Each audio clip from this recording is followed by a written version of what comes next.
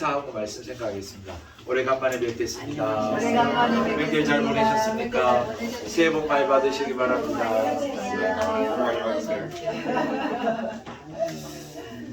이렇게 예배할 수 있어서 너무 좋고 기쁘고 또 말씀을 나눌 수 있어서 너무 행복합니다. 사실 오늘 우리가 이렇게 읽은 이 사도행전 2장의 말씀은 기독교인이라면, 교회를 다니는 분이라면 누구나 다 잘 알고 있는 그런 유명한 본문이잖아요. 성령 오순절 강림 사건. 하지만 이 본문에 대한 왜곡도 참 많고 오해도 참 많은 본문 중에 하나인 것도 틀림이 없습니다. 하지만 왜곡도 많고 오해도 많기 때문에 또 유명하고 다 잘 아니까 그냥 넘어갈 수 있는 문제가 아니라 너무너무 중요한 본문이기에 이 본문의 말씀을 우리는 좀 더 자세하게 정확하게 좀 살펴볼 이유가 있다, 그런 생각이 듭니다. 사도행전의 말씀을 제가 우리 이제 회복의 교회를 시작하면서 그 서두에서도 제가 밝혔습니다만은 이 사도행전이라고 하는 이 성경, 이 책은요, 기독교가 무엇인지, 그리고 교회란 무엇인지, 이 기독교와 교회의 본질, 시작과 이 본질에 있어서 어떻게 보면 유일하고 그리고 가장 신뢰할 만한, 믿을 만한 자료가 바로 이 사도행전입니다. 그러니까 이 사도행전 외에 예수님의 부활 이후의 사건, 승천하기까지 이 사건에 예수님과 제자들이 어떤 생활을 하셨고 무슨 말씀을 하셨고 라고 하는 기록이 없고요. 뿐만 아니라 교회가 어떻게 시작됐는지에 대한 기록도 이 사도행전이 유일합니다. 그렇기 때문에 예수님을 믿는다고 하는 사람들이, 그리고 교회로 모인 사람들이 이 사도행전을 깊이 있게 생각하지 않고 살피지 않는다. 그것은 사실 이 기독교와 교회에 대해서 제대로 모른다라고 하는 반증이 될 것입니다.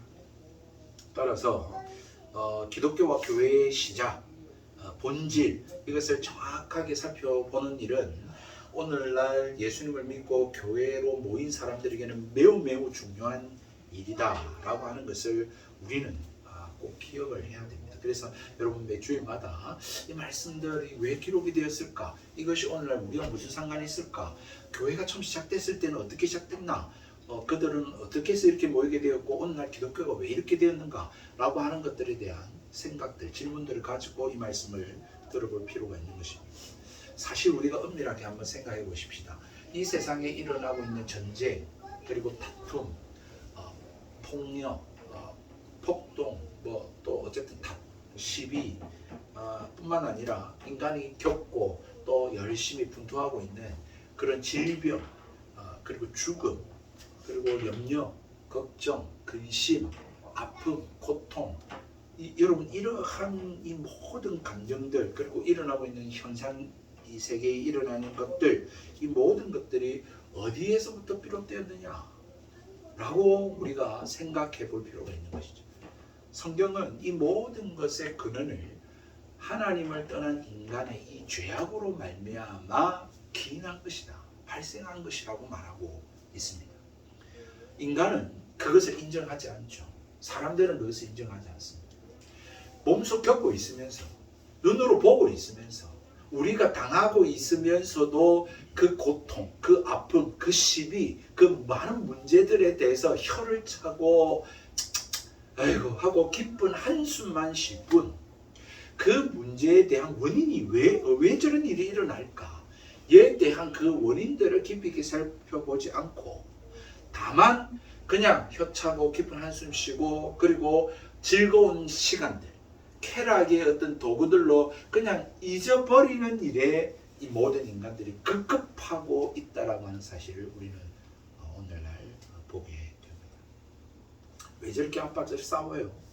왜 저렇게 전쟁이 일어나요? 왜 사람은 저렇게 가정에 저렇게 문제들이 많죠? TV를 볼 때마다 그런 생각을 하고 이야기를 하죠. 하지만 그걸로 끝나버리죠. 그렇죠? 왜 그러냐? 깊이 있게 이야기하고 싶지만 또 사람들은 그걸 듣고 싶지 않아요, 원래는. 그냥 그것에 대한 것만 안타까워할 뿐이지. 네. 왜 저렇게 이혼 숙녀를 보면 왜 저런 이상한 사람들이 많을까? 라고 하는 이야기로 끝나버려. 네? 아니 뭐 이 오은영 씨의 그 TV 프로그램을 보면 왜 저렇게 문제 있는 일들이 많아, 애들이 많아 라고 하면서 혀를 차고 깊은 한숨을 쉬는데 그것에 대한 깊이 있는 원인들을 고찰해 보려고 하지 않는다. 이 세상에 사람들이 다 그렇습니다. 그리고는 근본적인 해결들을 못 주고 그냥 처방전을 못 주고 진통제만 놔주고 있는 꼴이죠. 그래서 상담해주고 그냥 이야기는 해주지만 고개는 끄덕끄덕거리지만 그 문제들이 해결된 것이 아니라 근본적 문제가 해결된 것이 아니라 또 다른 문제가 일어나고 있고 우리는 계속해서 어릴 적부터 이 세상을 살면서 그러한 세상 속에 어쨌든지 내 자신을 보호하고 지키고 아무 문제 없이 무탈하게 살아가기만을 바라면서 그렇게 우리는 이 시간들을 좀 보내고 있는 것입니다. 참 그렇죠, 그죠? 제가 말씀을 설교를 준비하고 생각할 때마다 참 무기력해요. 솔직하게 우리는 무기력합니다. 죄에 대해서 말해주고 예수 그리스도 그분이 누구신가? 그분을 통해서 하나님은 인간에게 무엇을 주려고 하셨는가에 대한 이야기는 그렇게 귀 기울여서 들으려고 하지 않는 이 세상을 보면서 말입니다.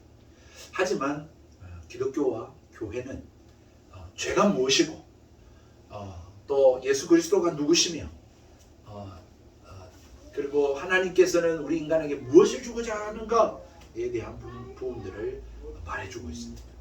그것을 자꾸 외치고 있는 안 듣지만 그것을 자꾸 말해주고 있고 전해주고 있고 그것을 말하는 것이 성경이고 기독교입니다. 왜냐하면 그 예수님을 통해서 하나님 주고자 하는 것은 궁극적으로 죄사함이고 그리고 구원이고 다시 말하면 이것을 오늘날 우리식으로 말하자면 이 하나님을 인간이 만나야 우리를 창조하신 그 하나님을 만나야 우리가 고민하고 한숨 짓고 혀를 차는 그 모든 대부분의 문제들이 해결받고 근원적으로 구원을 받을 수 있기 때문에 하나님은 그것을 말해주고 계시고 성경 역시 그것을 가르치고 있다는 사실인 것입니다. 따라서 오늘 말씀을 결코 그냥 넘어갈 수 없고요. 오늘부터 해서 2장에 대한 말씀을 조금 몇 차례 걸쳐서 좀 더 자세히 살펴보려고 합니다. 오늘 본문을 뭐라고 부르냐면 오순절 성령 강림 사건 이렇게 부릅니다. 오순절 성령 강림 사건. 오순절 이 날에 대한 것은 여러분 기독교와 교회의 이 시작과 이 본질에 있어서 가장 우리가 교회가 오늘날 주목하고 주의를 기울여야만 하는 중요한 날입니다. 이 오순절 날은. 그리고 중요한 사건이 이 성령 강림 사건입니다. 달리 말하자면 이 오순절 성령 강림 사건을 제대로 이해하지 못하면 죄송하지만 기독교에 대한 그리고 또한 교회에 대한 바른 이해, 올바른 이해, 정확한 이해는 불가능합니다. 거의 불가능합니다. 그냥 대충 종교 중에 하나로서 기독교는 뭐 하나님 믿는다 하더라, 예수님을 믿는다 하더라, 믿으면 천국 간다 하더라 이런 단편적인 지식은 가질 수 있지만 그래서 그러한 하나님을 믿고 그러한 예수님을 믿고 교회로 모이는 우리들이 어떻게 살아야 되고 이것이 무엇이고 신앙생활이 어때야 되는지에 대한 중요한 디테일한 자세한 정확한 정보는 얻을 수가 없다라고 하는 사실입니다. 그래서 여러분 오늘 이 오순절 성령 강림 사건에 대한 것들을 우리가 좀 살펴보고자 하는데 여러분들이 아마 이 설교를 다 듣고 나면 우리가 일반적으로 알던 좀 기독교와는 좀 다르네. 저런 것이었구나 라고 하는 새로운 기독교를 여러분들이 좀 느끼게 되고 알게 되고 또 정리가 되실 수 있게 되기를 주님의 이름으로 축복드립니다. 좀 더 하나님에 대해서 좀 더 기독교에 대해서 좀 더 이 교회에 대해서 내가 알던 것과는 조금 사뭇 다르네 라고 하는 그러한 마음들을 갖게 되고 그리고 이런 것이구나 라고 하면서 정리가 될 수 있는 그런 시간이 되기를 바랍니다. 여러분 종교학에서는 인간이 종교를 만들었다고 말합니다. 실제로 현대 종교를 보면 그렇게 보이는 것이 사실이죠. 왜냐하면 여러분 오늘날 우리 말고 다른 종교를 가진 사람들 우리가 생각해 보면 여러분 어떻습니까? 종교 생활을 하는 사람들의 대부분들이 자신이 원해서 찾아가죠. 자신이 어떤 유익을 얻고자 찾아가잖아요. 다시 말하면 종교의 주체가 인간입니다. 내 자신이에요. 그리고 종교의 동기가 뭘까요? 그 역시 자기 자신입니다. 왜냐하면 이 종교의 시작을 종교학에서는 어떻게 보고 있냐면 인간이 이렇게 신석기 구석기 막 할 때 인간은 누구나도 나약하고 연약한 존재이기 때문에 이 대자연 앞에서의 그 천둥 번개, 막 홍수, 그리고 고음, 사자 이런 것들 앞에 추위, 더위 이런 것들 앞에 인간이 너무 취약한 존재이기에 자신의 안일과 자신의 보호와 자신의 돌봄을 위해서 어떤 초자연적인 자기보다 힘이 강한 그 어떤 대상을 동경하기 시작했고 그에게 자신의 것들을 의탁하기 시작했다는 거기서부터 비롯된 것이 바로 종교라는 것입니다. 종교가 여기서 말하는 거예요. 그래서 인간의 나약함, 연약함, 이 두려움에서 기인한 것이 종교다 라고 말합니다. 종교의 동기요 주체입니다. 그것이 시작입니다. 종교의 목적도 마찬가지죠. 앞서 말씀드린 것처럼. 그렇기 때문에 오늘날의 현대 종교들을 보면 다 인간이 먼저 찾아가고 그 찾아가서 원하는 것들이 다 뭐냐면 자신의 안일과 유익과 돌봄과 보호입니다. 그것이 종교입니다. 그런데 여러분 기독교는 그렇지 않습니다. 그와 같지 않습니다. 말로만 제가 그렇지 않다라고 말하는 것이 아니라 오늘 성경을 통해서 그걸 볼 수가 있죠. 기독교는 인간이 시작하지 않았습니다. 여러분 인간이 조직하고 만든 게 아닙니다. 기독교 시작은 하나님이죠. 여러분 창세기 1장부터 태초에 하나님이 천지를 창조했다 라고 하는 것부터 시작합니다. 하나님이 인간을 찾아오시죠. 모세를 찾아오시죠. 아브라함을 찾아오시죠. 네, 하나님이 찾아오십니다. 먼저 부르십니다. 그렇게 인간에게 하나님이라는 그 어떤 절대자가 초월자가 계시하시고 드러내시고 자신을 증명하시고 그렇게 만들어진 것이 기독교이고 이 교회라고 하는 사실입니다. 오늘 본문 보실까요? 2장 1절에 오순절 날이 이미 이름에 그들이 다 한 곳에 모여 있었습니다. 모여 있었습니다. 뭘 할 줄 모르고 우리가 1장에 살펴봤잖아요. 모여 있었습니다. 그런데 호련히 갑자기 하늘로부터 급하고 강한 바람 같은 소리가 있어 그들이 앉은 온 집에 가득하며 라고 말하고 있습니다. 우리처럼 말입니다. 그냥 이렇게 모여 있었습니다. 뭘 해야 될지 몰라서 기도하고 있었습니다. 그런데 그때에 성령님이 찾아오십니다. 급하고 강한 바람 같은 소리로 갑자기 오신 것. 이게 기독교입니다. 이게 교회입니다. 교회 시작은 철저하게 하나님이심을 말씀해주고 있죠. 우리 만약을 생각해 봅시다. 만약에 성령님의 강림이 없었다면 이들은 어떻게 됐을까요? 흩어졌을 겁니다.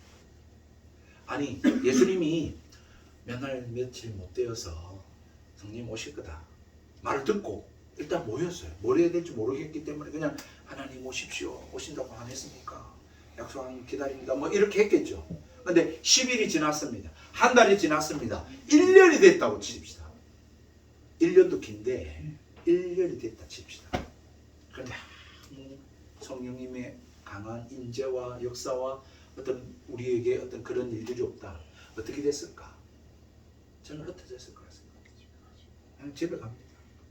갈릴리 사람들 아닙니까? 자기 고향도 아니고 자기 뭐 또 터전도 없고 먹고 살아야 될 거 아니에요. 다 흩어졌을 거라 생각합니다. 여러분 구약 역사 잠깐 말씀드렸습니다만 하나님으로부터 시작되고 진행되고 있는 역사를 보죠.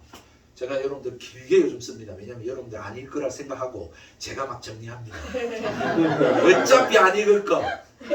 내가 정리하자. 내 방식으로 해가지고 제가 요즘 쫙 정리하고 있습니다.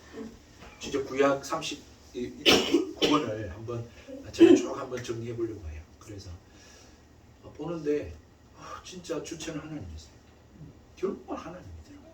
하나님이 모든 것들을 다 썰어가시고 역사하시고 인간은 그 안에서 막 이렇게 찢고 뽑고 합니다만은 결국은 하나님의 뜻 가운데 이루어지고 있는 것들을 보더라고요.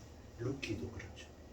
다윗의 지금 왕이 되는 과정도 그렇죠. 왕이 될 수 없는 사람이에요. 하나님이 그렇게 하시더라고요. 물론 시간적으로는 우리가 말하는 1년, 2년이 아닙니다. 다윗이 왕이 될 때까지가 30년. 물론 어릴 적부터. 17세에 다윗이 골리앗에 돌을 던졌으니까 약 13년 걸렸다고 보시면 돼요. 그런 식으로. 그러니까 여러분 이 구약 역사를 보면서 하나님이 시작하고 일들을 이루어가는 것을 보죠. 창조도 하나님이 하셨죠. 그리고 하나님이 아브라함에게 찾아가십니다. 아브라함의 계보를 여호수아서에 보니까 아버지가 우상 짓는 사람이었어요. 그러니까 하나님 몰랐어요. 그런데 어느 날 하나님이 나타나셔가지고 내가 너에게 복을 주겠다. 갈대우라를 떠나라. 본토 친척 아비 집을 떠나라. 그래서 그 신의 영험한 신에 이끌려 그냥 이사를 한 거예요. 그리고는 역사가 이스라엘 역사가 시작되는 거예요. 여러분 애굽에서 400년 동안 이스라엘 사람들은 하나님 몰랐어요. 그냥 농사 짓고 벽돌 나르고 뭐 피라미드 짓고 그렇게 살았다고요. 그들이 이집트 신들을 섬기면서.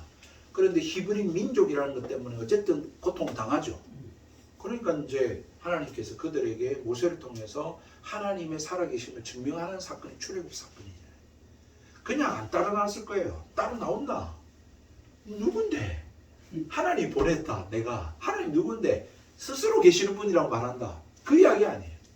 그 하나님 우리가 믿고 뭘 어떻게 믿고 따르고 갈 거냐 라고 하니까 10가지 재앙을 통해서 하나님이 이스라엘 가운데 하나님 자신의 존재를 증명하신 사건 10가지 재앙이에요. 이스라엘의 하나님이 그 모세가 전한 하나님이 나오라고 하는 하나님이 애굽에 있는 그 10가지 재앙이 다 신들이거든요. 인간이 만든 연약함 때문에 만든 벌레들, 이 곤충들 이런 거 다 그 질병들 이런 거 다 신이란 말이에요. 그들은 신으로 섬기고 있어요. 근데 그 신들을 다스리는 분이 누구다? 이스라엘의 하나님이라는 거예요. 모세가 와가지고 전한 하나님이 그 일들을 행하더라는 거죠. 무엇까지? 생명까지. 결국은 그 생명 10가지 마지막 재앙으로 인해서 생명까지 건드리니까 안 되겠다. 가라. 하게 됐고 이스라엘 백성도 와 우리는 피를 발랐는데 진짜 우리는 안 죽었네? 야 맞는갑다. 가자 일단. 그래서 나오게 된 거예요. 급하게 나오고 생각만 하면 또 안 나올 수 있으니까 그냥 밤에 새벽에 나오게 된 것이죠. 여러분 이렇게 하나님이 이스라엘 백성에게 자신의 존재를 증명하시고 역사하셔서 나오게 하시고 그렇게 만들어진 역사가 이스라엘 역사예요. 이스라엘이란 이 유대민족이 자기들이 뭐 나라를 만들고 싶으면 만든 게 아니에요. 만약에 하나님이 그들을 택하시지 않으셨으면 이스라엘 역사는 오늘 없죠. 그냥 이집트의 한 소수민족에 불과했을 거예요. 여러분 하나님이 하셨어요. 그런데 이스라엘이 하나님을 믿고 싶어서 믿은 것도 아니고 우리가 사사기를 쭉 보면서 또 보잖아요. 봤잖아요. 그들이 하나님 믿고 싶어서 믿었냐? 아니에요. 자기들한테 도움이 되고 유익하면 바알도 섬기고 아세라도 섬기고 막 그래요. 근데 하나님이 끝까지 포기 안 하시는 거죠. 너희들 나 말고 다른 신을 섬겨 혼 좀 나가라. 그래 혼나니까 또 살려주십시오. 하나님 잘못했습니다. 그래가지고 또 하나님이 살려주시고 또 좀 살만하니까 하나님 잊어버리죠. 또 다른 신을 섬기잖아요. 하나님 복 주십시오. 다른 신한테 복 달라고 빌고 다산의 복을 달라고 빌고 그러니까 하나님 또 질투하신 하나님. 와 이것들이 나밖에 없는데 또 엉뚱한 것에다가 빌고 있네. 또 하나님 벌 내리시죠. 그 역사 반복된 역사가 이스라엘 역사 사사기가 대표적으로 압축되어 있는 역사였습니다. 지금도 마찬가지입니다. 여러분 이렇듯 기독교는 교회는 우리 인간이 만들고 싶은 어떤 우리가 원하는 신을 만들어서가 아니라 하나님 그분이 오시고 부르시고 택하시고 그분이 고집으로 그분의 열심으로 만들어진 것이 바로 이 기독교요, 이 교회라고 하는 사실입니다. 여러분 우리가 이 사실 앞에 우리가 두 가지 사실을 확인할 수 있습니다. 첫 번째는 오늘 이 오순절날 임한 이 기이한 현상, 이 성령 강림 사건을 통해서 우리가 첫 번째 알 수 있는 것은 이 누가가 이걸 기록한 거예요. 이 사건을 통해서 우리가 첫 번째 알 수 있는 것은 그 하나님이 살아계시구나. 살아계신 하나님을 우리는 만날 수 있다. 진짜입니다. 하나님 살아계시니까 하나님이 또 찾아오신 거죠. 하나님 찾아오신 거예요. 여러분 그분은 살아계시고 지금 이 자리에 함께 계신 줄로 믿습니다. 여러분 기독교는 죽은 종교가 아닙니다. 여러분 이걸 진짜 우리가 믿어야 돼요. 예나 기독교는 죽은 종교가 아니에요. 종교라고 하는 것은 일단 대상 자체가 모호합니다. 모호합니다. 다시 말해서 그 다른 일반 지금 현대 종교생활 하시는 분들이 그 종교의 대상이 신입니까? 아니면 하나님입니까? 도대체 어떤 존재입니까? 정확하게 그렇잖아요. 그 대상 자체가 뭐예요? 또 우리가 생각해 볼 것은 이 지금 현대 종교들의 대부분의 어떤 그 종교의 대상이 누구라 할지라도 어떤 인간이나 또는 신이라 할지라도 그 대상이 보면 살아있는 존재가 아닙니다. 다 죽었죠. 만약에 석가모니라 치면 어쨌든 대상이 분명하다면 일단 죽었잖아요. 죽었어요. 공자도 만약에 뭐 신이라고 경배 대상, 예배 대상을 치면 어쨌든 죽었어요. 또는 모한 신을 생각해 봅시다. 어떤 신이래요. 어떤 하늘님이 계시대요. 그렇다 할지라도 그 존재는 대상이 모호할 뿐만 아니라 그 대상은 어떤 존재감을 드러내지 못하는 생명력이 없는 살아있지 않는 존재라고 하는 사실입니다. 여러분 존재하지 않거나 또는 존재한다 할지라도 죽었거나 또는 많이 안 보여서 지금 존재한다고 할지라도 우리에게 아무런 영향력, 생명력을 줄 수 없는 존재가 이 현대 종교의 대상자들입니다. 그러나 기독교는 그렇지 않다는 거죠. 기독교는 그렇지 않다는 거예요. 그렇기 때문에 사실 기독교는 종교가 아니죠. 왜? 그 지금 우리가 예배하는, 지금 이 시간 예배하는 그 하나님 살아계시다는 거예요. 살아계십니다. 여러분 교회가 시작될 때에 이 오늘의 이 현상, 기이한 현상으로 예수님의 말씀을 믿고 기다리던 무리들 가운데 이 하나님이 찾아오셨습니다. 우연히 일어난 사건이라고요? 기이한 현상, 불가사의한 현상이라고요? 아니요, 그렇지 않죠. 왜 우리가 그렇지 않다고 생각합니까? 이 성령 강림 사건은 이미 구약에서부터 예언되어졌습니다. 약속되어진 말씀이었습니다. 요엘서 2장 28절 우리가 잘 알잖아요. 28절 29절에 그 후에 내가 내 신을 만민에게 부어주리니 너희 자녀들이 장래에 말할 것이요 너희 늙은이는 꿈을 꾸며 너희 젊은이는 이상해 볼 것이며 그때 내가 또 내 영을 남종과 여종에게 부어줄 것이며 뭐 그렇다 칩시다. 여러분 이것은 분명히 예수님께서 공생에 다시 말해서 3년 6개월 동안 제자들과 다니시면서 이미 하신 말씀입니다.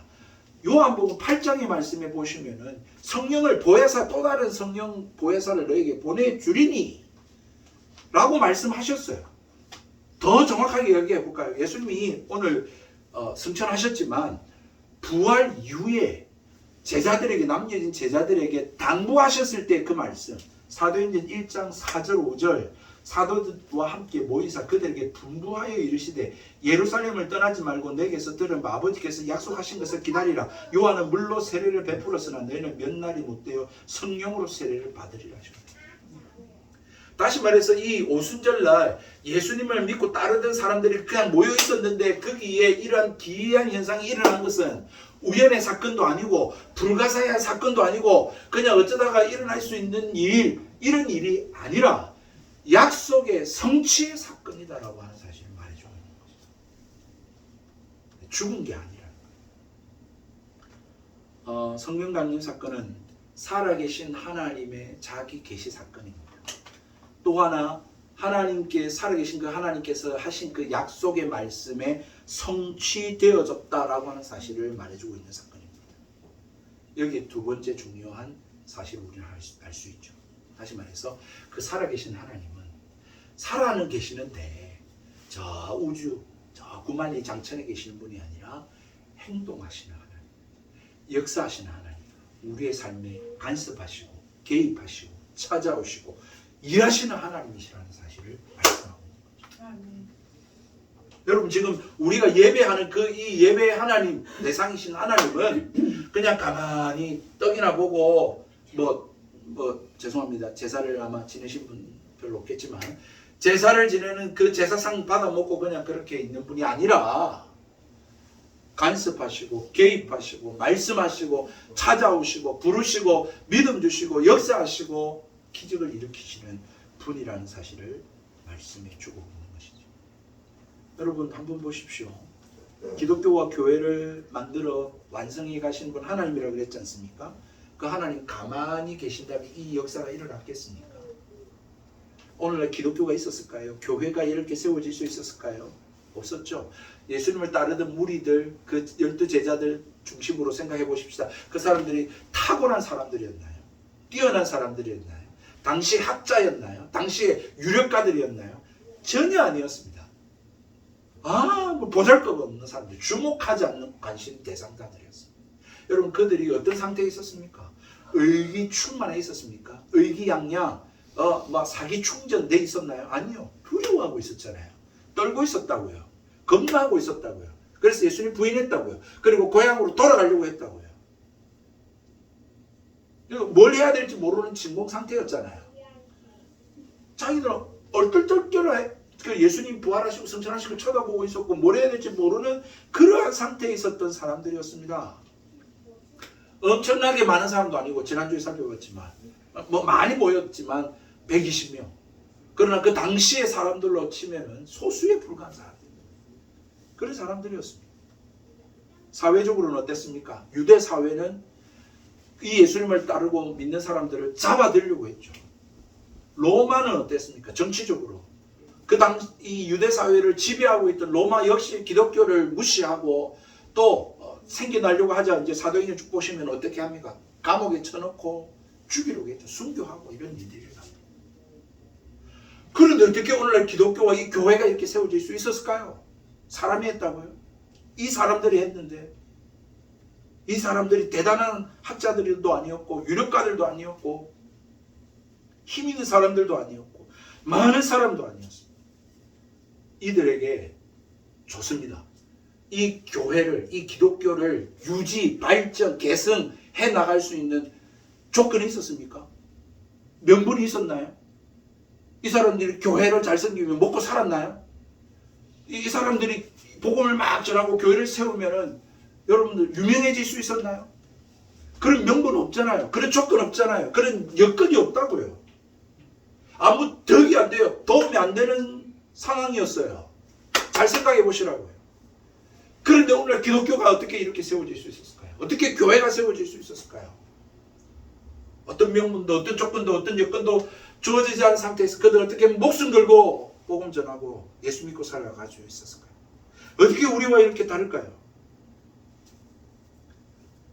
이러한 상황 가운데 예수 믿었던 이 사람들 3세기 만에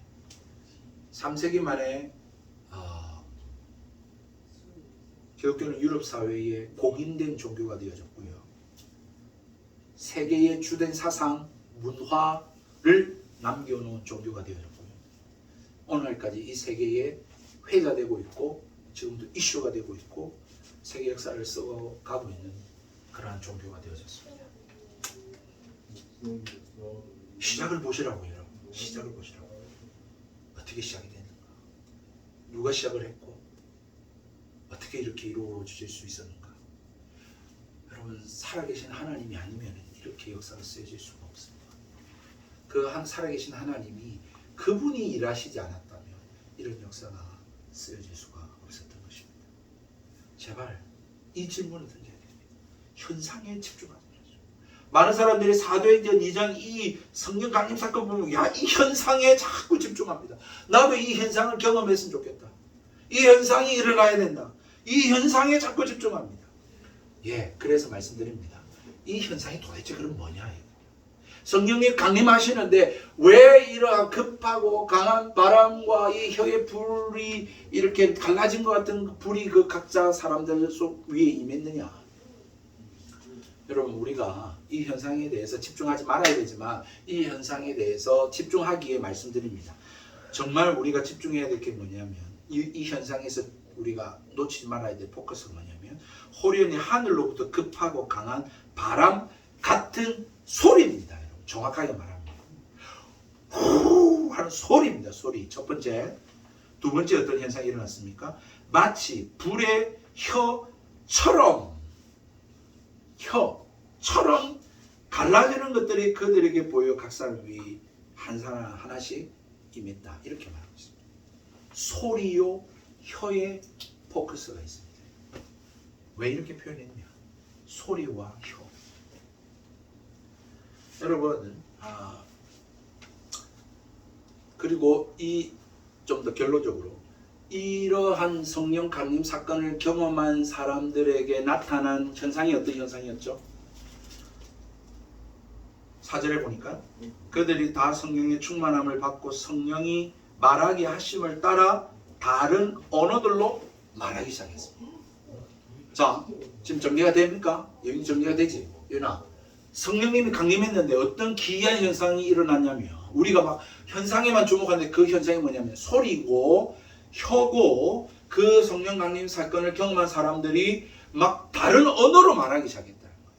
그렇잖아요. 그 다음부터 5절로부터 11절까지 보니까 그 예루살렘의 오순절날 그러니까 1년에 3번 이스라엘계 명절이 있잖아요. 그 명절에는 다 흩어진 사람들이 다 예루살렘으로 남자들은 다 모여야 되거든요. 거기서 제사를 드려야 되니까.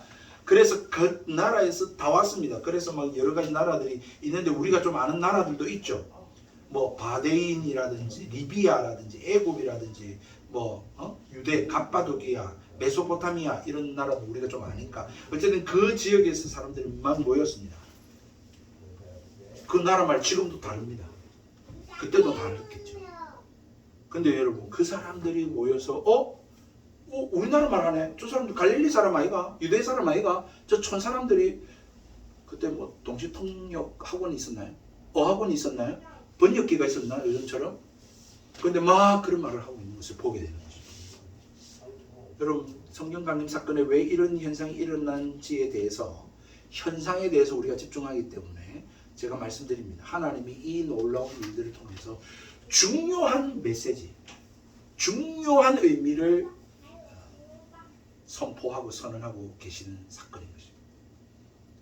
제가 자꾸 소리, 혀, 다른 언어 혹시 여러분 연상되는 사건이 없어요? 네? 연관되는 사건이 방언. 네, 이게 또 연상되는 사건이 없어요? 왜 언어가 나누어지게 됐죠? 바벨탑 사건. 여러분 창세기 11장으로 돌아가 봐요. 언어가 언제부터 이렇게 나뉘어졌느냐? 어떤 결과로 말미암아 나뉘어졌느냐? 바벨탑 사건이죠. 여러분 인간들이 막 번성하기 시작했습니다. 언어가 그때는 하나였어. 그러나 언어가 하나였다고요. 그런데 그들이 언어가 하나이니까 그들이 모여서 뭘 했느냐? 바벨탑을 쌓자. 이 바벨탑 그것은 바로 인간의 최고의 과학과 이성의 집합체였습니다. 홍해 사건이 윤비돼요. 홍해 사건.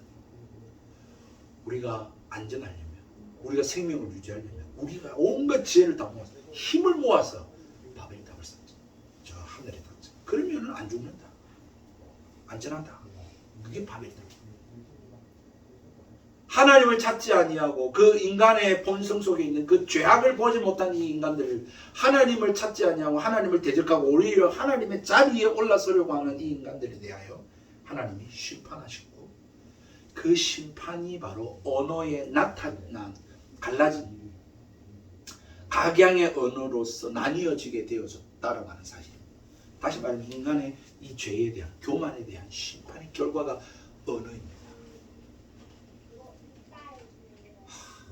우리 그들 이 조상들이 원망스럽지. 이 조상들이 그냥 그래도 그냥 하나님 앞에 그냥 순종하고 살았으면 우리가 영어 공부할 필요 없어요. 그럼 그때는 모든 전 이렇게가 다 한 언어였던 거죠. 하나의 언어. 다 하나의 언어. 그러니까 여러분 뭐 언어학자들 언어학에 대한 것들 보면 딱 기원을 보면 우리하고 딱 비슷하다 그렇게 이야기해요. 알타어 쪽에 조금 사람들이 다 언어 구조가 같고 뭐 이런 것들 보면 언어가 원래는 하나였는데 이게 다 나뉘어지게 된 것입니다. 다 나뉘어지. 이게 죄의 결과라고 성경은 선언하고 있고, 그러므로 말미암아 하나님께서는 이 오순절날 성령 강림 사건을 통하여 언어가 터져서 하나가 되어지는, 지금 똑같은 우리나라 말을 듣고 있네 라고 하는 이 사건을 통해서 하나님께서는 이제 예수 그리스도께서 오셨고 십자가에 죽으셨고 3일 만에 부활하셨고 약속하신 성령을 보내주심으로 말미암아 이 인류 구원의 역사를 내가 본격적으로 시작하겠다라고 하는 사실을 선언하고 있는 사건이 오순절 성령 강림 사건이에요. 그래서 이 현상이 나타나는 거예요. 소리, 혀, 그리고 다른 방언.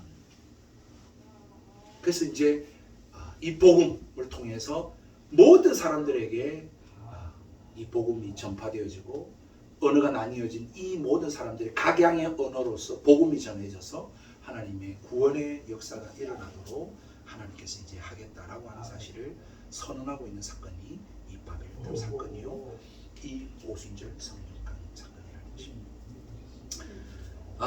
저는 있잖아요, 이 바벨탑 사건을 보면 오늘날 현대의 모습을 제일 잘 보여주고 있는 사건이 아닐까 그런 생각합니다. 뭐 소돔과 고모라 사건도 그렇지만, 왜냐하면 지금도 인간이 하나님을 안 찾죠. 하나님을 찾지 않습니다. 오히려 하나님이 없다고 말합니다. 하나님이 어디 계시냐. 그리고는 인간은 뭘 지금도 연구하고 있습니까? 인간이 영원히 살 걸 연구하고 있죠. 어떻게 하면 이 지구가 멸망해 가고 있으니까 이 해결점 못 찾으니까 우리가 다른 세계를 찾아보죠. 계속 화성, 달, 뭐 계속 우주에 우리가 살 곳을 찾고 있습니다. 그 이야기가 영화로 만들어진 게 인터스텔라. 꼭 보시기 바랍니다. 지금도 그 노력을 하고 있는 거예요. 우리가 코로나를 지났어요. 이야, 두려웠죠. 솔직히 겁이 났어요. 와, 이 코로나 바이러스도 전 세계가 이렇게 죽을 수 있겠구나. 총균세라고 하는 책을 통해서도 우리가 알 수 있듯이 그 문명들이, 잉카 문명, 이 문명들이 사라진 원인들을 보면 다 그 균이었거든요. 인간들이 다 그걸 원인을 밝혀내고 있잖아요. 그래서 지금도 인간들이, 지금 똑똑한 사람들이 다 뭘 연구하고 있습니까? 어떻게 하면 인간이 영원히 살 것인가? 죽음에서 살 길을 지금 찾고 있는 거잖아요. 이 질병으로부터. 바벨탑 사건의 홍해로부터 이 트라우마를 가진 인간이 뭘 만들었다고요? 바벨탑을 만들어요. 인간의 모든 이성의 과학의 총집합체인 이 바벨탑 사건, 여러분 한번 생각해 보십시오. 바벨탑이 지금도 뭐 흔적을 못 찾습니다만 지구라트라든지 피라미드를 보면 지금도 과학자들 놀라잖아요. 건축학자들 놀란다고요. 그 원인을 어떻게 밝혀낼 수가 없어요. 어떻게 저렇게 쌓았을까? 엄청난 돌들을 무슨 기술로, 지금처럼 거중기가 있는 것도 아니고. 그래서 놀라잖아요. 지금도. 바벨탑이 그랬단 말이에요. 그렇게 쌓았단 말이에요. 그러니까 엄청난 과학과 기술의 집합체입니다. 그걸 통해서 인간이 뭘 하려고 했다고요? 살 길을 모색했다고. 동일하게 지금도 그렇죠. 살 길을 모색하고 있는 최첨단 과학들을 보게 되는 거죠. 그런데 적어도 우리 한 80을 지금 넘으신 우리 권사님도 인생을 돌이켜보시면 아시겠지만, 그래서 해결된 문제들도 있습니다. 그런데 또 어떤 문제가 생겼습니까? 또 새로운 문제가 생겨요. 호호마마가 우리 권사님 어릴 적에는 위험이었다. 지금은 코로나 또는 뭐 이상한 뭐 많은 바이러스들이 또 생겨나고 있는 거예요. 여러분 정말 이 바벨탑 사건은 오늘 현대의 우리 인간의 모습을 잘 보여주고 있는 것입니다. 정말 상상했던 일들이 현실화되고 있고, 인간의 과학기술은 점점 고도화되고 있고, 불가능한 것이 없는 듯 말하고 있고, 또한 모든 문제를 해결할 수 있는 것 마냥 떠들고 있죠. 최첨단 과학들. 그리고는 하나님 찾지 않고 하나님 없다 그러고, 인간의 죄된 본성은 들여다보지 못하고 인정하지 않고, 그냥 그 문제들에 대해서는 유전적 문제, 뇌에 대한 문제, 그리고 또 심리적 문제로 다 치부해버리고, 그래서 덮어버리고 그렇게 막 해결을 찾습니다만은, 그래서 해결이 됐나요?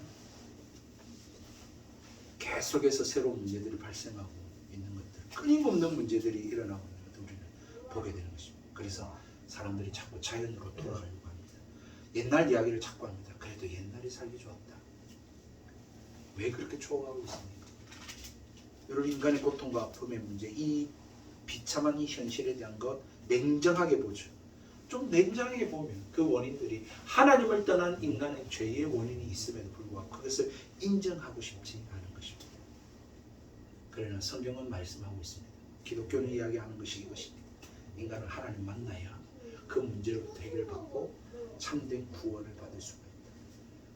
하나님과의 관계를 온전히 회복할 때에야 진정 인간은 인간의 참된 모습을 찾을 수 있고 참된 구원을 얻을 수가 있다. 그래서 인간이 하나님을 찾지 않자 하나님이 인간을 찾아오신 것입니다. 하나님이 이 문제를 해결하고자 하십니다. 그래서 예수님께서 이 땅에 오셨고 성령님을 이 땅에 보내셨고 그리고 성령님의 세례를 받은 이 교회가 지금 이 인류 구원에 관한 이 구원의 방법과 길들을 제시하고 있는 것입니다. 우리는 그것을 지금 듣고 있는 것입니다. 사랑하는 성도 여러분, 따라서 성령 하나님을 어떤 능력의 통로로만 여기지 마십시오. 우주의 어떤 그 에너지, 기라고 여러분 성령님을 그렇게 생각하시면 안 됩니다. 성령님을 받으면, 성령님의 세례를 받으면, 성령이 충만하면 슈퍼 히어로가 되거나 뿐만 아니라 남보다 뛰어나고 우월한 유전자를 갖게 되거나 여러분 초능력을 갖게 된다고 생각하지 마십시오. 성령 하나님은 우리를 그렇게 기계적으로 대하시는 분이 아니라 인격적으로 대하시는 분이십니다. 성령님도 이놈아 화를 내십니다. 여러분 일어나라, 정신 좀 차려라, 잠에 언제까지 잘 거냐 하시는 분이 성령님이십니다. 이제 그만 좀 TV 좀 봐라, 이제 좀 끄고 성경 좀 보지 라고 하시는 분이 성령님이십니다. 인격을 가졌다는 말이 그 말입니다. 다시 말해서 우리로 하여금 성경만 쫙 보게 만들고 쫙 짓고 거룩하게만 살게 만드는, 기계적으로 우리를 그렇게 만들어가고 이끄시는 분이 아니라 설득하시고 설명하시고 꾸짖기도 하시고 타이르기도 하고 자꾸 이야기하시는, 잔소리하는 엄마와 같은 분이 성령님이시라. 내 안에 있던 욕망과 욕구를 하나님이 싹 없애주시면 좋은데 없애주면 되잖아요. 그렇게 하시는 분이 아니라 그것들은 내가 내 힘으로 제어하고 이기고 하나님께로 더 가까이 하도록 그렇게 우리에게 말씀하시고 설득하시고 설명하시고 자꾸 잔소리하시는 분이 성령 하나님이십니다. 그게 아마 여러분들의 마음 가운데, 삶 가운데 지난주도 있었을 거예요. 그런데 우리는 성령 충만을 구하면 마치 초능력자가 되어지고 슈퍼히어로가 되어지고 우월한 유전자를 가져서 가만히 있어도 막 그냥 그렇게 되는 거죠. 여러분 그런 성령님이 아니라는 것입니다. 성령 하나님은 인격체이시고, 인격체라고 한다는 것은 다시 말하면 하나님 살아계신다는 거고, 첫 번째로. 두 번째로는 성령 하나님은 지금도 일하고 행동하시고 역사하시는 분이시라는 거예요. 말씀하시는 분이십니다.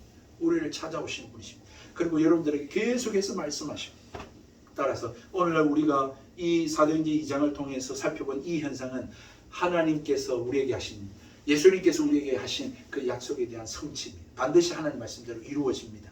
또한 이 사건은 예수님께서 약속하신 성령이 이제 활동하시는 새로운 시대가 도래했다라고 하는 상징적 사건입니다. 이제 새로운 시대가 열렸습니다. 이제 성령 하나님의 시대가 열려졌습니다. 성령 하나님의 임재는 성령 세례라고 그렇게 표현하기도 합니다. 그러나 우리가 이 사건에서 기억해야 될 것은 이 성령 강림 사건은 예수님이 오심이 단 한 번의 사건으로 끝난 것처럼 성령 강림 사건은 우리는 이 현상이 또 일어났으면 좋겠고 이 귀한 현상을 우리가 또 경험했으면 좋겠다라고 생각하지만 여러분 성령님이 오셨다라고 하는 것을 말하고 있기 때문에 물론 하나님은 또한 이 사건 이런 현상들을 일으킬 수 있는 분이지만 여러분 예수님이 또 오실 수 있는 분이지만 예수님 또 오셔서 십자가를 지실 수 있는 분이지만 그럴 이유가 없고 필요가 없듯이 성령께서 또 이 급하고 강한 바람 같은 소리와 혀의 불의 혀 갈라짐 같이 그렇게 임하실 이유가 이제는 없는 것입니다. 왜? 오셨다라고 하는 것을 선포했기 때문에. 이제는 어떻게 하면 성령 세례를 받습니까? 어떻게 하면 성령 충만 받습니까? 첫 번째 예수님을 구주로 믿으면 성령님께서 임하십니다. 이제 성령님이 그를 충만하게 역사하시려면 어떻게 하면 됩니까? 그 성령 하나님을 구하시면 됩니다. 그 성령 하나님께 내 주권을 인정하면 됩니다. 성령께서 내게 주시는 그 잔소리, 죄송합니다. 그 음성들에 대해서 여러분들이 인정하고 그 시간 그 자리에서 쳐서 복종시키면 됩니다. 여러분, 이 사건은 모두 다 성취된 사건입니다. 하나님은 살아계시고 지금도 일하고 계신다라고 하는 사실을 말해주고 있고, 기독교와 교회의 시작이 이렇게 시작되었다라고 하는 것을 볼 수 있고, 여러분 기독교의 역사, 교회의 살을 봐도 하나님께서 어떻게 이 교회를 지금까지 여기까지 이끌어 오셨는지를 우리는 볼 수 있습니다. 하나님 살아계십니다. 하나님 믿으십시오. 하나님이 일하십니다. 그러므로 여러분의 삶을, 여러분의 가정을 하나님께 제발 맡기십시오. 그분의 도우심을 구하십시오. 그분을 구하십시오. 이제 하나님께서는 그렇게 성령 하나님을 찾고 구하는 자에게 역사하시고 임하시고, 그리고 그를 통해서 다양한 언어로 흩어진 이 오늘날의 세계 가운데 하나님의 구원의 이 놀라운 역사를 펼쳐 가실 것입니다. 그 일을 이루실 것입니다. 여러분, 기독교는 경이로운 종교입니다. 종교라고 붙여서 또 죄송한데 정말 경이로운 것이 기독교고, 기적이 기독교고, 변화의 종교가 기독교입니다. 다시 말해서 부활하신 주님을 만나거나 또는 이 성령의 세례를 받은 사람은 변화가 없을래야 없을 수가 없습니다. 이 기적을 경험하지 않을래 않을 수 없습니다. 경이로운 이 사건을 경험하고서는 달라지지 않을래 않을 수가 없습니다. 보십시오. 이들의 성령의 충만을 받고 각양 다르게 언어들로 말하기 시작하는데 그 말들이 무엇이었냐? 11절에 보니까 각 언어로 하나님의 큰 일을 말합니다. 하나님의 큰 일이 뭘까? 이제 쭉 우리가 사도행전을 통해서 보겠습니다만, 우리가 결론적으로 예수 그리스도 복음이죠. 그분이 하나님의 아들이다. 그분이 십자가에 우리 죄를 대신해서 죽었다. 그분이 부활하셨다. 예수를 믿으면 구원받는다. 천국이 있다. 지옥이 있다. 심판이 있다. 주님 다시 오신다. 이 놀라운 하나님의 구원 계획, 이 큰 일을 이제 각양의 언어들로 말하고 있었다는 것입니다. 여러분, 이 소리를 들었을 때 사람들의 반응이 어땠습니까? 이 반응이 일어나야 정상적입니다. 12절에 다 놀라며 당황하여 서로 이르되, 이게 어찌 된 일이지? 도대체 이게 어떻게 된 일이지? 예수 믿는 사람들에게 이 일이 일어나야 될 줄로 믿습니다. 저희가 뭐가 좀 무슨 일이 있었나? 저희가 교회 가더니 예수 믿더니 예배 드리고 오더니 사람이 저렇게 달라졌지? 그렇게 돼야 정상입니다. 그게 기독교입니다. 그게 복음입니다. 그게 성령 세례를 받은 자의 모습입니다. 저는 그 일들을 경험했고 제 주변에 예수를 만난 선배들, 후배들 속에서 그 모습을 봤습니다.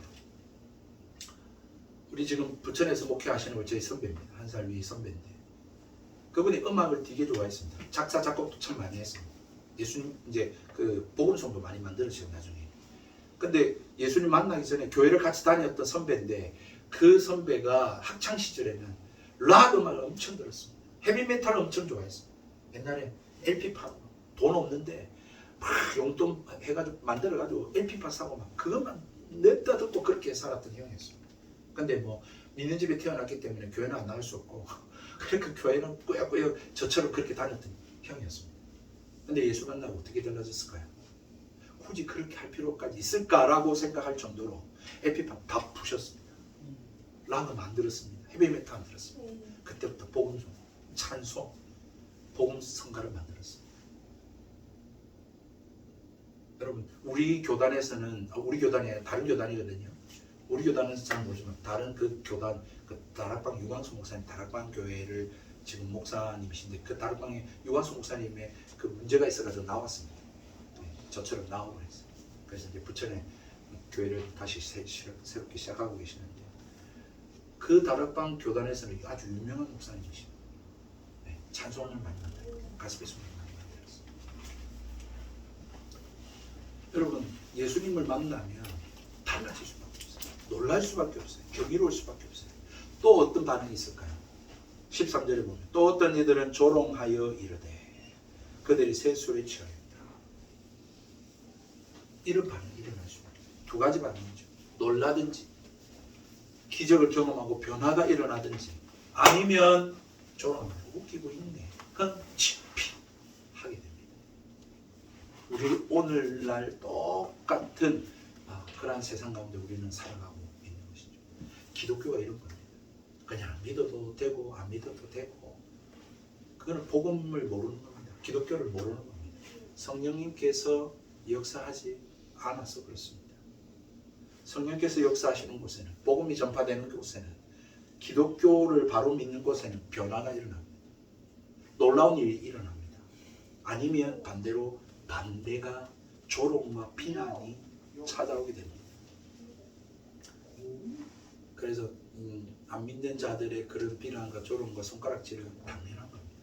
왜 저러는지 모르겠어. 그냥 내가 믿겠다는데 내버려두지. 아니요. 그럴 수가 없는 거죠. 왜?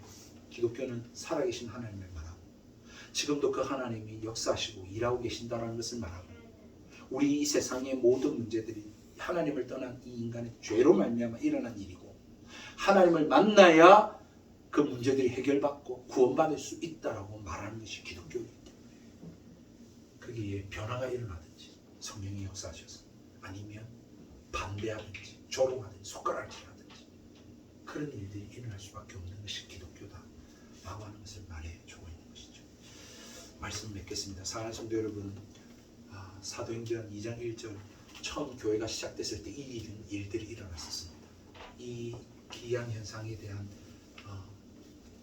의미는 제가 말씀드린 바와 같이, 첫 번째로 하나님이 살아계신다라는 것을 말해주고 있고, 두 번째는 그 하나님은 지금도 일하고 계시고 행동하고 계신다라는 것을 말씀하고 있고, 그 약속하신 바를 반드시 성취하시는 분이심을 말해주고 있고, 그 하나님을 만날 때에 변화들이 일어난다는 것, 기이한 일들이 일어난다는 것, 역사가 일어난다는 것 말해주고 있고, 거기에 반대가 또한 불거질 수밖에 없다는 것을 보여주고 있습니다. 이 하나님의 선언을 통해 우리가 볼 때에 우리가 알 수 있는 것은, 이 하나님을 만나시기를 주의 이름으로 축복하고, 이 하나님을 만나신 분들은 하나님을 기다리십시오. 하나님을 사모하셔야 됩니다. 하나님 반드시 이 약속을 성취하시는 분이기에 이 약속을 붙들고 기다리셔야 됩니다. 하나님을 구하셔야 됩니다. 그럴 때 하나님이 일하십니다. 여러분의 가정 가운데, 여러분이 기도하는 그 기도 제목들 가운데 하나님이 일하실 것입니다. 하나님이 찾아가실 것입니다. 하나님 변화시키실 것입니다. 하나님이 구원하실 것입니다.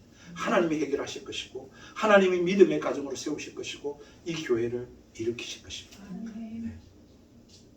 우리는 그 사실을 믿고 오늘 이 말씀처럼 하나님이 임하시고 일하시기를 사모하고 기다리고 바라고 기도하며 그렇게 살아갈 수 있는 저와 여러분, 우리 회복의 교회가 되기를 주님의 이름으로 축복드립니다. 우리 함께 찬양하십시다. 우리 310장입니다. 찬송가 310장.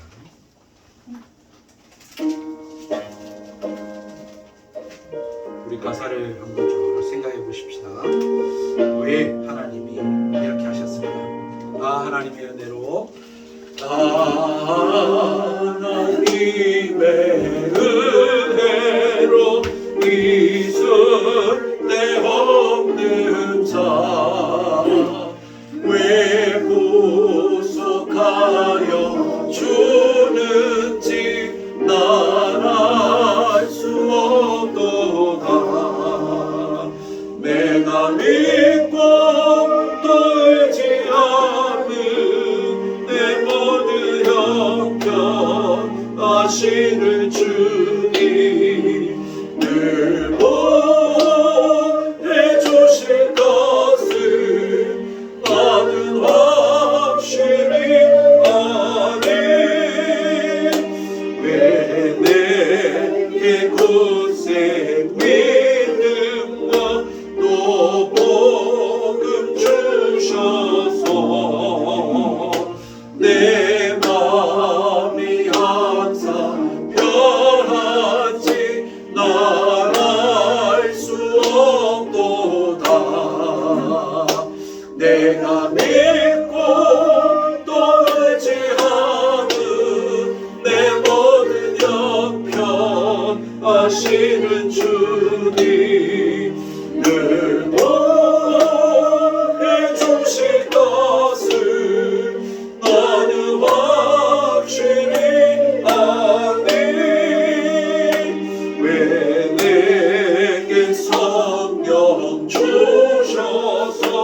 내 마음 감동해 주 예수 믿게 하는지 난 알 수 없도다. 내가 믿고 또 의지하는 내 모든 형편 아시는 주님 늘 보호해 주실 것을 나는 확실히 아니. 주 언제 낭비하실지 밤에 홍낮에 또 주님 만나 그것도 난 알 수 없도다. 내가 믿고 또 의지하는 내 모든 형편 아시는 주님 늘 보호해 주실 것을 나는 확실히 아멘. 아멘. 우리 함께 말씀을 생각하면서 통성으로 기도하십시다. 하나님, 이 살아계신 하나님을 믿는 믿음을 더해달라고 기도합시다. 이 하나님 만나게 해달라고 기도합시다. 이 하나님과 정말 더 깊은 온전한 관계를 이루어갈 수 있게 해달라고 기도합시다. 하나님, 내게 성령으로 충만케 해달라고 기도합시다. 성령의 다스림 받고 성령의 인도함 받게 해달라고 기도합시다. 정말 우리의 기도에 하나님 응답해 주시도록 기도합시다. 우리에게 하나님 회복의 교회를 허락하여 주셨사오니 이 교회를 통하여 하나님의 놀라우신 역사가 나타나고 복음이 증거되고 영혼을 구원하고 제자살 없는 교회가 되게 해달라고 기도합시다. 영혼들이 죽기로 돌아오게 해달라고 기도합시다. 죄사함을 받고 치유받고 회복되고 예수님을 만나고 구원함을 받는 역사가 있게 해달라고 기도합시다. 우리의 가정이 믿는 가정이 되어지고 하나님 예배하는 가정이 되게 해달라고 기도합시다. 하나님께서 역사해 주셔서 정말 이 죄악된 세상 가운데 하나님의 은혜 가운데 온전하게 세워지는 그런 가정들이 되게 해달라고 기도합시다. 우리 한번 주여 부르고 통성으로 기도하며 나아가겠습니다. 주여. 하나님 아버지, 그렇습니다. 다시 한번 더 고백합니다. 깨닫게 됩니다. 하나님 아버지, 기독교는 하나님 내가 만드는 것이 아닙니다. 나로부터 시작하는 것이 아님을 고백합니다. 인정합니다. 그렇습니다. 하나님이 내게 믿음 주셨습니다. 내게 찾아오셔서 하나님 이 복음을 듣게 하셨고 예수님을 알게 하셨고 하나님이여 그래서 주님 앞에 나오게 하셨습니다. 하나님 아버지, 내 삶은 주님께 있습니다. 하나님이여 그러므로 주님을 바랍니다. 주님을 사모합니다. 주님 찾아와 주셔야 됩니다. 하나님 역사해 주셔야 됩니다. 하나님 응답해 주셔야 됩니다. 믿음 주셔야 됩니다. 하나님 깨닫게 해주셔야 됩니다. 알게 해주시고 하나님 그 사실이 믿어지게 되어야 될 줄로 믿습니다. 아버지 하나님, 우리 회복의 교회를 시작하신 이가 하나님이십니다. 하나님이여 이 교회를 주님께서 사용하여 주시옵소서. 이 교회를 주님이 세워주시옵소서. 하나님, 저는 기도할 뿐입니다. 저는 하나님이여 정말로 주의 복음을 전할 뿐입니다. 진리의 말씀을 선포할 뿐입니다. 하나님이여 우리에게 영혼을 붙여주시고 하나님 예수 믿게 하여 주시고 구원받게 하여 주시고 주의 제자가 되어지는 놀라운 역사가 일어나게 하여 주시옵소서. 하나님이여 정말 병든 자들이 치료받기를 원합니다. 고침받기를 원합니다. 나음받기를 원합니다. 예배하다가 기도하다가 찬송하다가 하나님 회복되어지는 놀라운 은혜가 있기를 원합니다. 어떤 일들 아버지 하나님 교회를 나가지 않고 있는 믿음을 하나님이 점고 하나님 중단하고 하나님 앞에 나오지 못하고 있는 영혼들을 우리에게 붙여주시고 허락하여 주시고 주 앞에 나오니 예배할 수 있게 해주시기를 원합니다. 하나님 아버지여 참으로 우리 사랑하는 성도들의 가정이 복음받기를 원합니다. 우리 사랑 남편의 아이들이 다 예수 믿기를 원합니다. 주님 앞에 나오기를 원합니다. 온전한 믿음의 가정이 되기를 원합니다. 하나님, 우리는 기도할 뿐입니다. 하나님이 역사해 주셔야 됩니다. 하나님 찾아가 주셔야 됩니다. 하나님이 변화시켜 주셔야 됩니다. 하나님 놀랍게 만들어 주셔야 됩니다. 하나님이여 도와주시옵소서. 저는 기도합니다. 그리고 저는 전하겠습니다. 하나님 살아계심을, 하나님이여 주님을 만나야 온전할 수 있음을, 죄사함 받을 수 있음을, 구원받을 수 있음을 하나님 지금도 역사하심을 믿사오니 주여 이 놀라운 일들을 행하여 주시옵소서. 우리 아이들에게 믿음 주시고 이 아이들이 하나님 성경 믿고 기도하고 하나님 복음 전하는 아이들이 되도록 주님 만나 주시옵소서. 찾아가 주시옵소서. 임하여 주시옵소서. 주여 부활하신 주님을 만나게 하여 주시고 성령의 세례를 받게 하여 주시옵소서. 오 하나님, 우리 회복의 교회 위에 성령 하나님 임하여 주시고 찾아와 주시고 다스려 주시고 역사하여 주시고 우리는 그 성령 하나님 앞에 복종하고 순종하고 하나님이여 정말 주님을 더 사랑하는 그러한 우리 주의 성도들이 다 되게 하여 주시옵소서. 감사합니다. 모든 주님 앞에 부탁드리옵고 살리신 예수님의 이름으로 기도합니다. 하나님 아버지, 오늘 말씀을 통하여 다시 한 번 더 하나님 우리의 시작들을 하나님 돌이켜보게 해주시니 감사합니다. 교회가 이렇게 시작이 됐습니다. 기독교가 이렇게 시작이 됐습니다. 하나님이 찾아오심으로 시작되었습니다. 하나님 마찬가지로 하나님 우리에게 찾아오셔서 믿음 주셨고 하나님을 예배할 수 있는 마음 주셨고 하나님 우리 교회의 하나님의 시작이 이렇게 시작된 줄로 믿사오니 주여 주님이 역사하여 주시고 주님 다스려 주시고 주님 우리 기도 응답하여 주시고 주님이 만들어 주시고 주님이 완성하여 주시옵소서. 오 주여 우리에게 믿음 더하여 주시고 성령으로 충만케 해주셔서 정말 주님을 더 사랑하고 주님 더 가까이 하고 주님과 하나님이여 친밀한 교제 가운데 그 관계들 가운데 또한 이번 한 주도 살아갈 수 있도록 주의 은혜 내리워 주시옵소서. 우리의 기도가 응답받기를 원합니다. 우리의 가정이 온전하여지고 하나님 우리 자녀들 우리 남편 우리 하나님이여 또한 사업장과 하나님 일터와 하나님 우리가 기도하는 모든 것들이 하나님의 뜻 가운데 이루어지기를 원합니다. 주님이 역사하여 주시옵소서. 그래서 정말 하나님 살아계신 우리가 경험하고 하나님 체험하고 정말 이 복음 전하는 저희들 되게 해주시고 예수의 증인이 되게 해주시옵소서. 부활의 증인이 되게 해주옵소서. 이 성령 하나님의 인지하심을 경험함으로 이 성령 하나님의 인도하심 받고 정말 주와 동행하는 삶이 되게 하여 주시옵소서. 주님 단전히 주님 앞에 바랄 뿐입니다. 하나님이 우리의 믿음 없음을 불쌍히 여기시고 우리의 죄악을 용서하여 주시고 주님 이 일들을 이루어 주시기를 하나님 간절히 바라고 우리를 통하여 영광 받으시고 하나님 나라를 이 땅 가운데 이루어 주시옵소서. 감사하옵고 살아계신 예수님의 이름으로 기도드리옵나이다. 아멘. 지금은 우리 구주 예수 그리스도의 은혜와 하나님 아버지의 무한하신 사랑하심과 성령 하나님 함께 하시고 교통하시고 위로하시고 충만하게 역사하심이 정말로 하나님 이 하나님을 믿고 이 하나님을 의지하며 주님과 동행하며 하나님의 기적과 역사와 일하심을 보며 하나님께 찬송 영광 돌려드리기를 소원하는 사랑하는 우리 회복의 교회 성도들 머리 위에 오 주여 오늘도 하나님 앞에 감사함으로 또 주일헌금과 11조와 또한 하나님의 각종의 헌금을 주 앞에 드리며 하나님 나라가 이 땅 가운데 이루어지기를 바라며 소원하는 성도들이 그 손길과 생업과 개업과 일터 위에 지금으로부터 영원토록 항상 함께 계실지어다. 아멘.